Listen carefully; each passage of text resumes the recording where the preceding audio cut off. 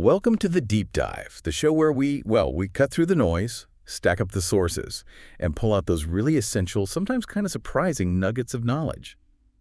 Today we're diving into a world that's all around us, constantly, yet mostly invisible. You know, the ancient strategist Sun Tzu said, "To know the enemy is half the battle."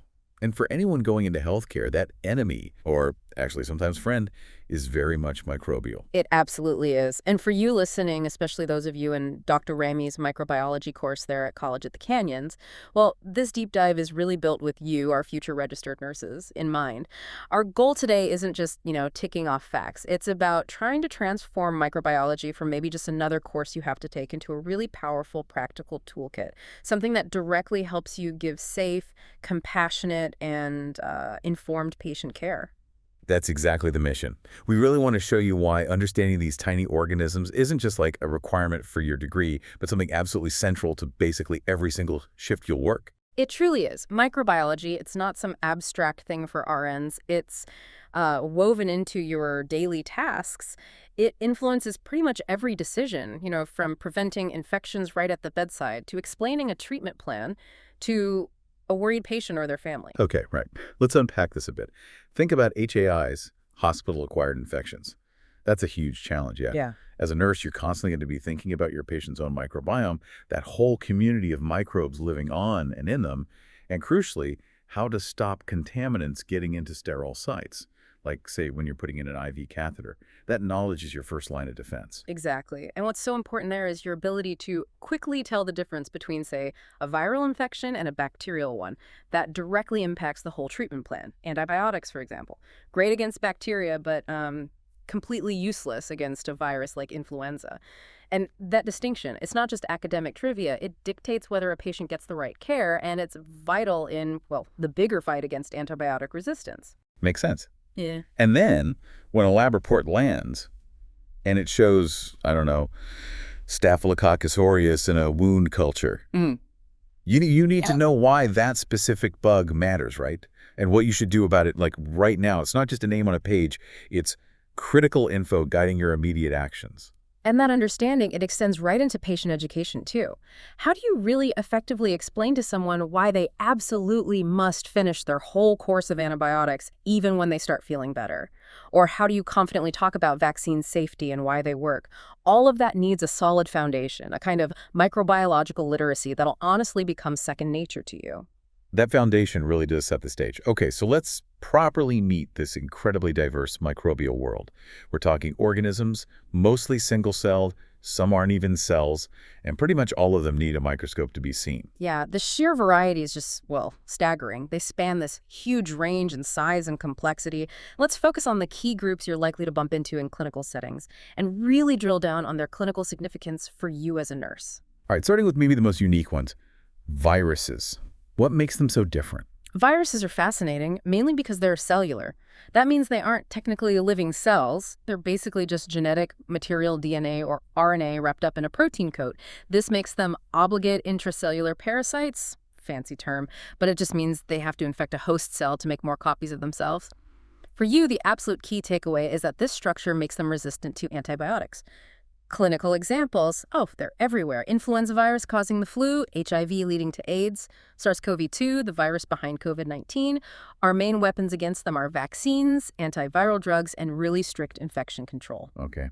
And then we've got prions. Even the name sounds a bit unsettling. They are pretty unsettling, yeah. Prions are even simpler, if you can believe it. Just misfolded proteins, no DNA, no RNA. But somehow they're infectious and incredibly resistant to normal sterilization methods.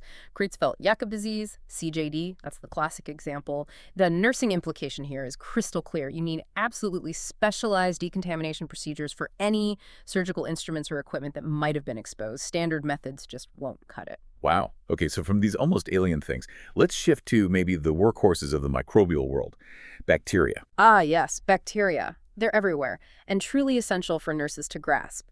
They are unicellular prokaryotes. Remember, that means their cells don't have a nucleus or other membrane-bound bits inside. Crucially, they have cell walls made of something called peptidog glycan, and that cell wall, it's often the target for many of our antibiotics. They reproduce super fast by just splitting into binary fission. clinically, you'll see them constantly. Staphylococcus aureus causing skin infections, sometimes the resistant form, MRSA, Escherichia coli or E. coli, often causing UTIs, Mycobacterium tuberculosis, the culprit behind TB. Knowing things like whether they're gram-positive or gram-negative, they're shaped like little spheres, clochi or rods, bacilli, and if they need oxygen, well, that's vital for guiding those first treatment choices. And what about archaea? Are they something nurses need to worry about clinically? Archaea, they're also prokaryotes, similar in size to bacteria. They're really interesting because many are extremophiles. They love harsh environments like hot springs or super salty water. But the good news for nurses, at least for now, is that we don't currently know of any human pathogens among the archaea. So clinically speaking, you can probably put them lower down on your immediate worry list. Okay, good to know. Moving into the more complex eukaryotic world then, we have protozoa. Right, protozoa, these are unicellular eukaryotes. So their cells do have a nucleus and all those other internal compartments, and they're often modal, they can move around. Clinically significant examples, definitely Plasmodium falciparum, that's the parasite causing the most severe form of malaria, and Giardia lamblia, which leads to giardiasis, that nasty diarrheal illness. So when you suspect these, getting a patient's travel history becomes really important, as does understanding the role of vectors, like mosquitoes for malaria. And algae. Not usually what comes to mind with human diseases. You're right, mostly. Most algae are photosynthetic eukaryotes, think seaweed or pond scum, and generally they're non-pathogenic to humans. However, some types, certain dinoflagellates for instance, can produce really potent toxins. If shellfish filter feed in areas where these algae bloom, the toxins can build up. And then if people eat those contaminated shellfish, it can cause things like paralytic shellfish poisoning.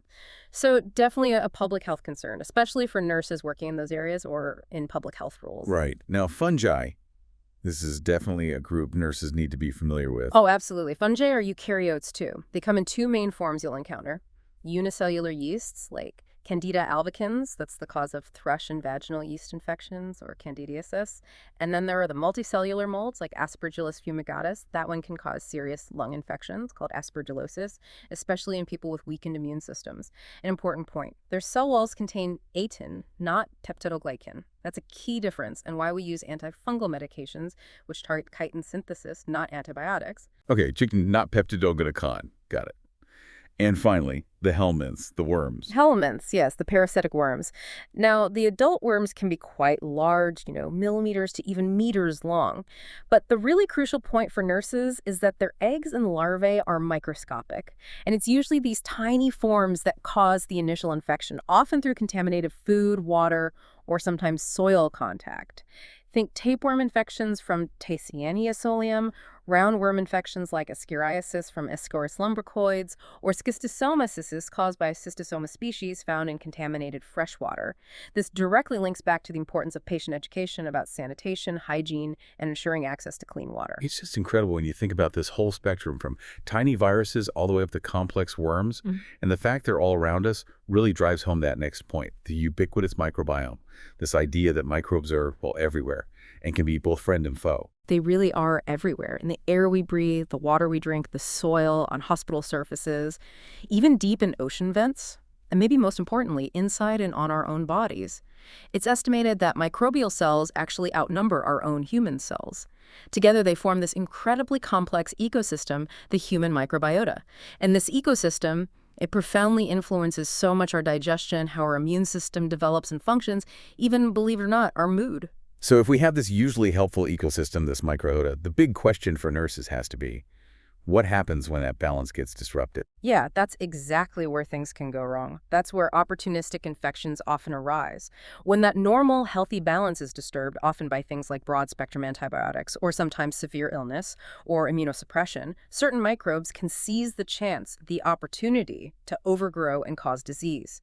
A classic and unfortunately common example is Clostridioides difficile, usually called C. diff. What happens is, if broad-spectrum antibiotics wipe out a lot of the normal protective gut bacteria, C. diff spores, which are incredibly tough and resistant to many disinfectants, including alcohol hand rubs, can survive. Then they germinate, start multiplying rapidly, and produce toxins. These toxins directly damage the lining of the intestine, leading to severe diarrhea and inflammation, a condition called pseudomembranous colitis, which can actually be life-threatening. Wow. So, okay, you're the nurse, you have a patient developing this. What's your immediate role? What are you thinking? Your role is absolutely critical in that situation. First, you're monitoring closely for the signs that characteristic profuse, watery, often foul-smelling diarrhea, abdominal pain, fever. You're advocating for the right diagnostic tests and appropriate therapies, which might include specific antibiotics that target C. diff, probiotics, or in severe recurrent cases, maybe even a fecal microbiota transplant. And maybe most importantly, from a prevention standpoint, you are implementing strict infection control measures. Because those spores are so hardy and easily spread, you need contact precautions, gowns, gloves, and, crucially, you must wash your hands thoroughly with soap and water. Alcohol-based sanitizers don't reliably kill the spores. This whole C. diff scenario just perfectly illustrates that interconnectedness of the microbiome, the importance of antibiotic stewardship, using antibiotics wisely, and the absolute necessity of meticulous infection control. These are core themes you'll live and breathe in nursing. It really crystallizes how much modern nursing relies on this deep understanding. And speaking of understanding, it's fascinating to look back at the history, isn't it? How pioneers slowly, painstakingly figured this stuff out. For centuries, people genuinely believed in the miasma theory. Oh, absolutely. For a very, very long time, the dominant belief, even within the medical establishment, was that diseases were caused by miasma, basically poisonous vapors, foul smells rising from swamps, or decaying matter. The idea that tiny, invisible things could make you sick was just, well, it was pretty out there for most people. But then, around the mid-19th century, things started to shift. You had a few really sharp observers building on discoveries like Antony van Leeuwenhoek's animalcules way back in 1675, beginning to propose this radical new germ theory. It was a monumental shift in thinking. And a really pivotal moment, a fantastic story actually, came in 1854 in London, Dr. John Snow and the Broad Street Pump. Snow was a physician, and he was really skeptical of the whole miasma idea for cholera. He noticed that cholera patients had severe vomiting and diarrhea symptoms, pointing to something ingested, affecting the gut, not something inhaled, affecting the lungs. That suggested transmission through contaminated food or, more likely, water. And he didn't just theorize when that big cholera outbreak hit London Soho district, did he? No, not at all. He turned into a medical detective. He went door to door, meticulously mapping where the people who died from cholera lived. And he found this striking cluster of deaths centered around one particular public water pump on Broad Street. Now, knowing that germ theory wasn't exactly popular, he was quite clever. When he went to the local authorities, instead of talking about invisible germs, he framed it as a suspected poison in the pump water. And they actually listened. They removed the pump handle. They did, though probably with a fair bit of skepticism. But they removed the handle, making the pump unusable. And almost immediately, the number of new cholera cases plummeted in that area. Snow's detective work didn't stop there. He gathered even more compelling evidence.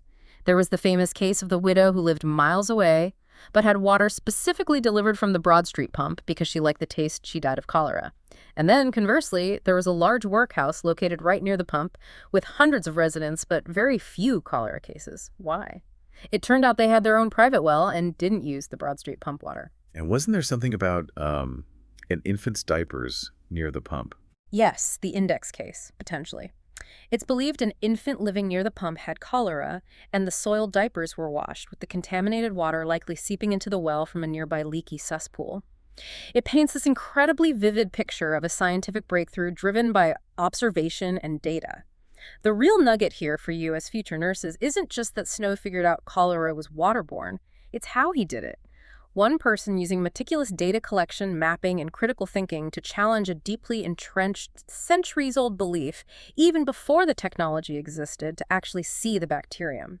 It's a powerful lesson in questioning assumptions. It took until 1884 for Robert Koch to finally isolate the bacterium, Vibrio cholerae, confirming Snow's findings.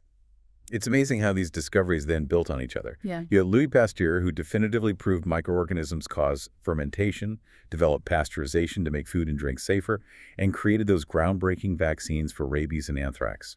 Exactly. And then Robert Koch, building on Pasteur's work, gave us a systematic, rigorous method to definitively link a specific microbe to a specific disease. We still talk about Koch's postulates today. They're basically 4 criteria. 1, the suspected pathogen has to be found in every single case of the disease, but not in healthy individuals. 2, you have to be able to isolate that pathogen from the diseased host and grow it in a pure culture in the lab. 3, if you take that cultured pathogen and introduce it into a healthy, susceptible host, it has to cause the exact same disease. And 4, You have to be able to re-isolate the same pathogen from that experimentally infected host. Now, we know there are exceptions and refinements with modern molecular techniques, especially for viruses or bacteria we can't easily culture, but the spirit of cost postulates, that rigorous process of establishing a causal link, is still absolutely fundamental to how we understand infectious diseases, track down the cause, and figure out how to treat and control them. You also had people making immediate practical impacts on patient care, right? Like Joseph Lister with antiseptic surgery. Yes. Joseph Lister, seeing the horrific rates of post-surgical infections, started using carbolic acid phenol to sterilize surgical instruments and clean wounds. It dramatically reduced deaths from infection. And Ignaz Semmelweis, another tragic hero, really, he showed that simply having doctors wash their hands thoroughly between examining patients, especially between autopsy and maternity wards, drastically cut rates of puerperal fever or childbed fever. Simple hand hygiene. These were just fundamental shifts. And then, of course, came the antibiotic era, which was a complete game changer. A true revolution. You had pioneers like Paul Ehrlich searching for magic bullets, chemicals that would selectively kill pathogens without harming the patient. His work led to salvarsan, an early treatment for syphilis, and Gerhard Domack discovered the first sulfa drugs. But the story everyone remembers is Alexander Fleming's discovery of penicillin in 1928. It sounds almost like an accident.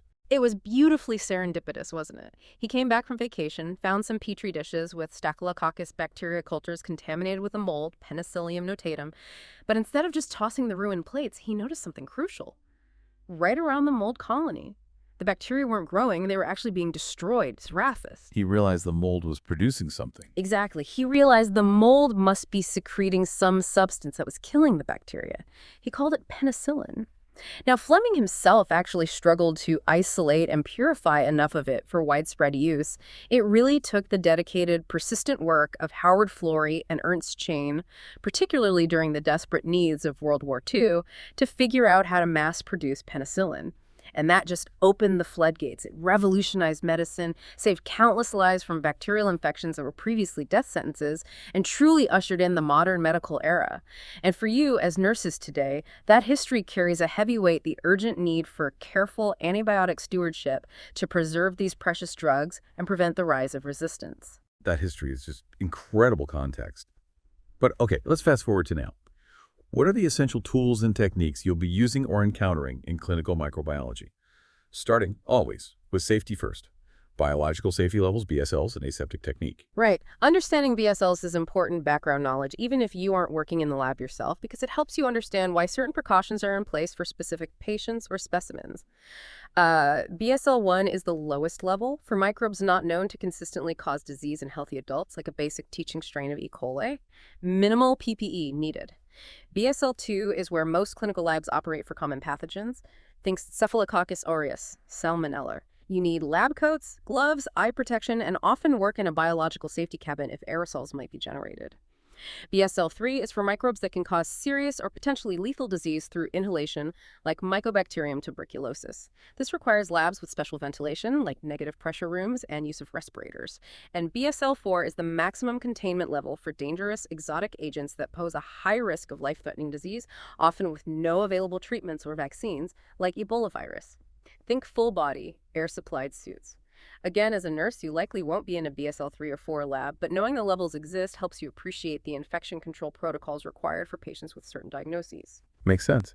And outside the specialized labs, aseptic technique is just fundamental to everyday nursing, isn't it? Oh, absolutely fundamental. It's not just a lab thing, it's a bedside thing. Aseptic technique covers all those practices you use constantly to prevent contamination and infection.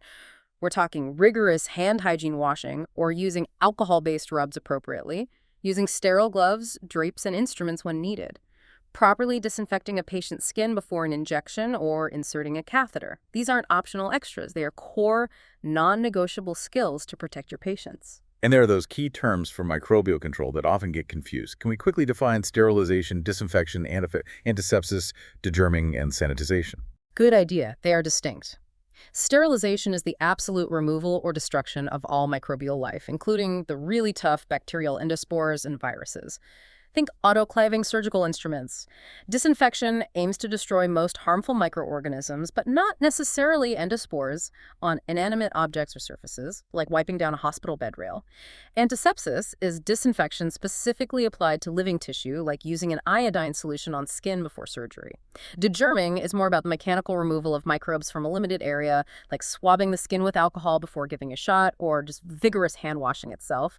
And sanitization is lowering microbial counts on eating utensils or public surfaces to save public health levels, often using heat or chemicals. Knowing the difference helps you choose the right approach for the right situation. You wouldn't try to sterilize a patient's arm, for example, but you'd use antisepsis. Okay, that clarifies things. Now, how do we actually see these microbes we're controlling? That brings us to microscopy and staining. Right. The basic tool is the light microscope. Standard bright field microscopy lets us see stained cells. There are other types, like dark field, which is good for viewing unstained live organisms, like the spirochetes that cause syphilis, or phase contrast, also great for living cells. But often, to really see bacteria clearly and learn more about them, we need to use stains. Staining increases the contrast between the cells in the background and can highlight specific structures. And staining isn't just about making them visible, right? It gives crucial diagnostic information. Hugely important information. Simple stains just use one dye to show the basic shape, cocci, bacilli, spirilla, and how they're arranged, like in clusters or chains. Negative stains color the background, leaving capsules visible as clear halos around the bacteria, which tells you about potential virulence. But the cornerstone stain in bacteriology is the Gram stain. This is absolutely fundamental. It differentiates bacteria into two large groups based on their cell wall structure. Gram-positive bacteria stain purple because they have a thick layer of peptidoglycan that holds the crystal violet stain. Gram-negative bacteria stain pink or red because they have a thinner peptidoglycan layer and an outer membrane, and they pick up the saffron and counter stain. This difference is critical because it often correlates with susceptibility to different types of antibiotics.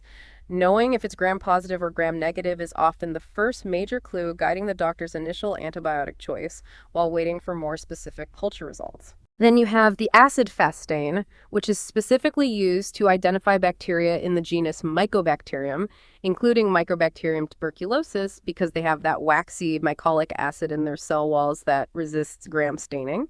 And there are other special stains too, capsule stains, endospore stains, flagella stains that help visualize specific structures, which can act as virulence factors, things that help the microbe cause disease by protecting it, helping it stick, or allowing it to move. Seeing these can help predict how severe an infection might be. All these tools help us identify and categorize these microbes, which brings us neatly to modern taxonomy and nomenclature, speaking the same language. Why is having a consistent way to classify and name organisms so vital in healthcare? It's absolutely critical for clear communication and, frankly, for preventing dangerous errors. Imagine the confusion and potential harm if people use different names for the same dangerous pathogen, or worse, use the same name for different microbes with very different properties. Think about Staphylococcus epidermidis. It's a super common bacterium, usually harmless, living on our skin as part of the normal microbiota. We call that a commensal. But Staphylococcus aureus, that can be a serious pathogen, causing everything from boils to life-threatening bloodstream infections and pneumonia. You absolutely need to distinguish them accurately. Correct nomenclature ensures everyone is talking about the same organism, leading to appropriate diagnosis and treatment. It prevents potentially fatal mistakes. So how do we organize this vast microbial world now? Well, the broadest classification, developed by Carl Woese and George Fox in the 1970s based on ribosomal RNA sequences, divides all life into three domains: bacteria, archaea, and eukarya, which includes protists, fungi, plants, and animals. And then for naming individual species, we use the system established way back by Carl Linnaeus, binomial nomenclature. It's a two-part scientific name for every organism. The first part is the genus, and it's always capitalized. The second part is the specific epithet, and it's always lowercase. Both names are typically italicized in print or underlined if handwritten. So you have Staphylococcus aureus, or Escherichia coli, or Candida albicans. Once you've written the full name once in a document, you can often abbreviate the genus name with just the first initial, like S. aureus or E. coli.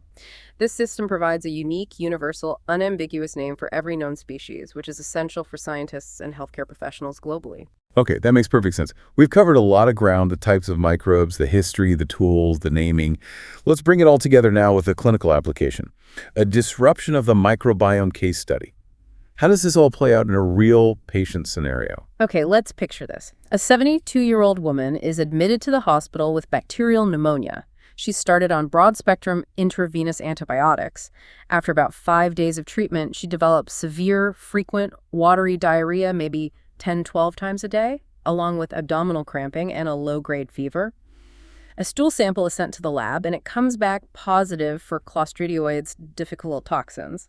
Looking at her chart, the nurse notes she also has a history of taking proton pump inhibitors, or PPIs, for acid reflux, and she was actually hospitalized for a different issue about a month prior. Wow, okay, this sounds exactly like the C. diff scenario we talked about earlier, hitting all those points about the microbiome disruption. It really is a classic, unfortunately common presentation.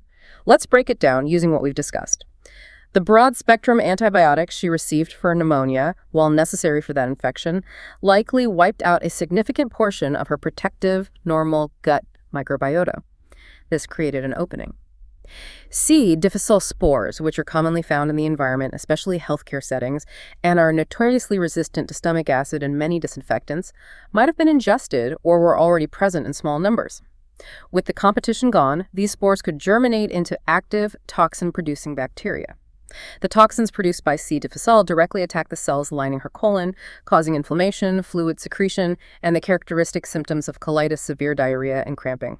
And those other factors.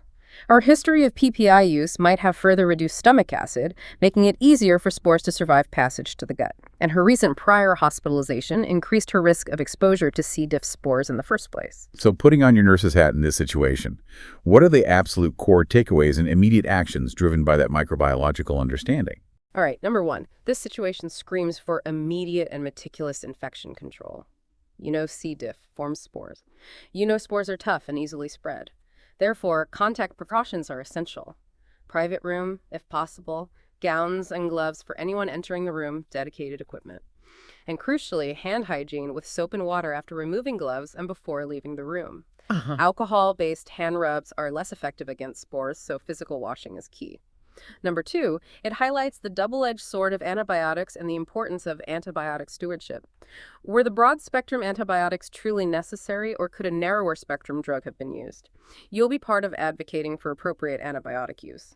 Number three, close monitoring of the patient's fluid and electrolyte status due to the severe diarrhea, monitoring for complications like toxic megacolon, and administering prescribed treatments, which would likely involve stopping the offending antibiotic and starting specific therapy for C. diff, like oral vancomycin or fidaxomicin. It really pulls together everything. Understanding the pathogen C. diff, spore former, toxin producer, understanding the host microbiome and how it was disrupted, and understanding the transmission routes to implement effective control. It's seeing that whole interconnected picture. What an incredible journey we've taken, really, into this hidden world of microbes. It's become so clear throughout this discussion that microbiology isn't just some abstract academic subject you have to get through as nurses. It's genuinely a universe that profoundly shapes health and disease, and understanding it informs pretty much every single aspect of patient care you'll provide. From grasping that friend and foe dynamic of our own microbiota to appreciating those historical giants like Snow, Pasteur, and Fleming who literally changed the world with their discoveries, this knowledge really is your secret weapon. It truly is. And, as we've talked about how miasma theory, which seemed perfectly logical for centuries, was eventually overturned by the germ theory thanks to careful observation, data, and relentless questioning. It really makes you stop and think, doesn't it? What are the things we hold as scientific certainty today that maybe, just maybe, our descendants 100 or 200 years from now will look back on and find completely, utterly ridiculous? That is a compelling thought, absolutely. A great reminder, I think, as you all embark on your nursing careers, to always keep that curiosity alive, keep questioning, keep thinking critically.